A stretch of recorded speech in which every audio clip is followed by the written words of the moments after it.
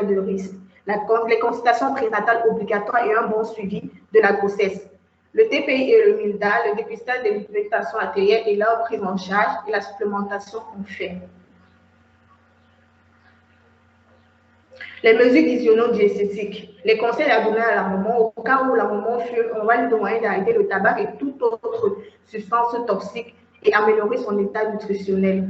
On va lui demander d'espacer ses naissances et on va faire le traitement des pathologies maternelles s'il y en a. On va rechercher les facteurs de gravité. On va faire un programme de suivi renforcé des populations à risque. La décision d'extraction va se discuter en fonction des critères cliniques et paracliniques. La corticothérapie anténatale si nécessaire, si la naissance se fait avant 34 semaines d'aménorrhée. La prévention secondaire, continuité des soins avec augmentation de la fréquence des consultations pour éviter une quelconque complication, la surveillance de la croissance staturo-pondérale et le soutien psychosocial. Le pronostic. Les enfants souffrant avec le retard de croissance intra-utérine, on a des bons pronostics si et seulement s'il y a l'absence d'asphyxie périnatale, si le retard de croissance intra-utérin a détectable vraiment au cours de la grossesse, si l'âge gestationnel est plus proche de 36 semaines d'aménorrhée. On peut avoir aussi des pronostics à moyen terme, tels que le retard de croissance staturo-pondérale, le retard psychomoteur et neurosensoriel, tels que les troubles de la coordination, les troubles du langage, les troubles du sommeil, l'instabilité psychomotrice, les difficultés d'apprentissage, les troubles visuels et auditifs. À long terme, on peut avoir le syndrome métabolique avec notamment le rôle du retard de croissance intra-utérine dans l'apparition de l'hypertension artérielle, du diabète de type 2, de l'obésité et de l'hypercholestérolémie, la persistance des troubles psychomoteurs et neurosensoriels.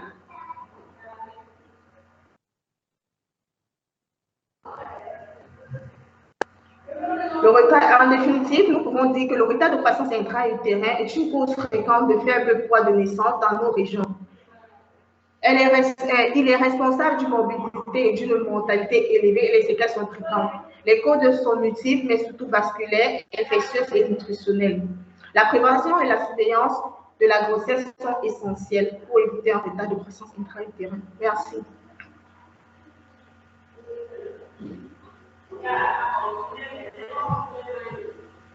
Merci pour ce cours, hein, très intéressant. Est-ce qu'il y a des compléments par rapport au reste du groupe?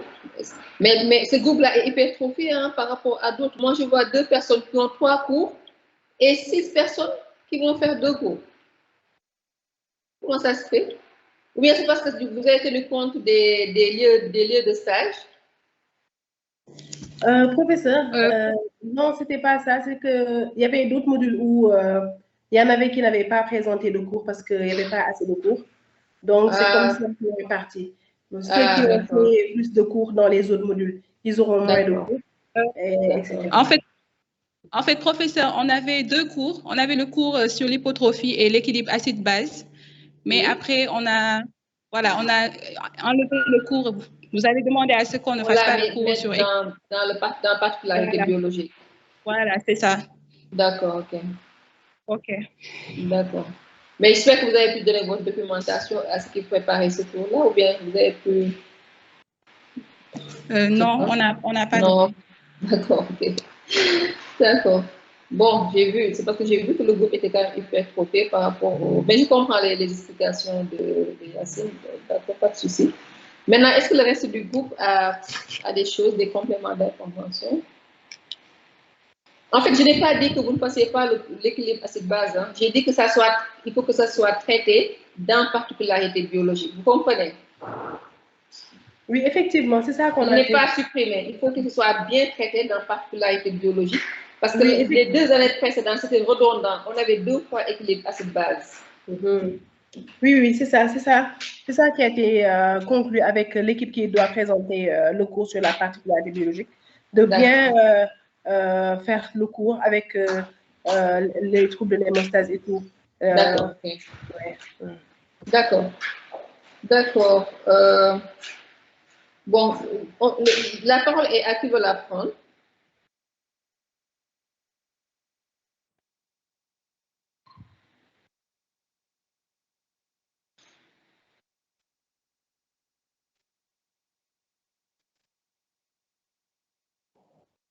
La parole est à qui veut la prendre.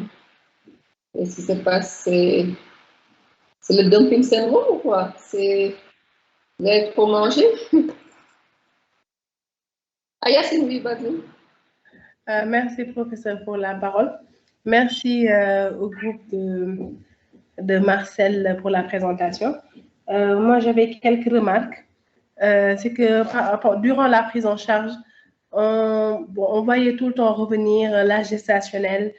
Effectivement, il peut y avoir une association de prématurité et de retard de croissance, mais quand même, je pense qu'il fallait faire, à part cette association-là, les nouveau-nés qui sont à terme peuvent avoir aussi un retard de croissance, parce que bon, je ne sais pas si c'est moi, mais j'ai senti que dans la prise en charge, ça incluait toujours le retard de la prématurité.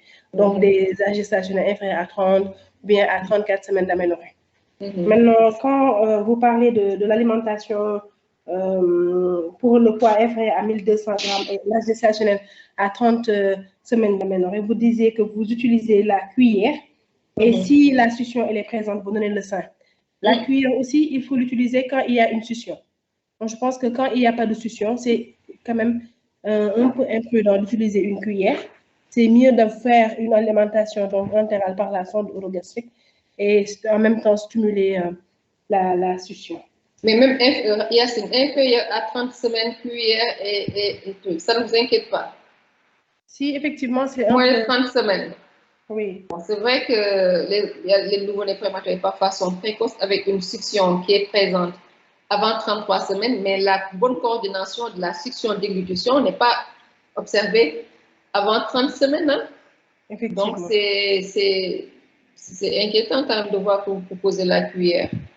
Peut-être Bitonier, mais tu peux réagir sur ça. Tu as des nouveau-nés prématurés de 33 semaines avec RCU qui ont moins de 30 semaines qui peuvent s'alimenter à la cuillère ou qui peuvent prendre le sein. Bien.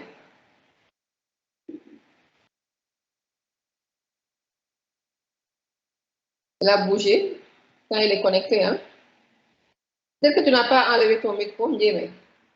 Non, elle est en attente, elle est en salle d'attente. Est-ce que vous pouvez la faire entrer? Ou bien elle a mis Non, je pense qu'elle a un problème de connexion parce que maintenant, personne ne passe à la salle d'attente, tout le monde entre. Ah, ok. Dès qu'elle a un problème de connexion. D'accord, donc elle n'est pas là pour répondre. Mais je pense qu'il faut être prudent sur cette diapo-là parce que moins de 30 semaines,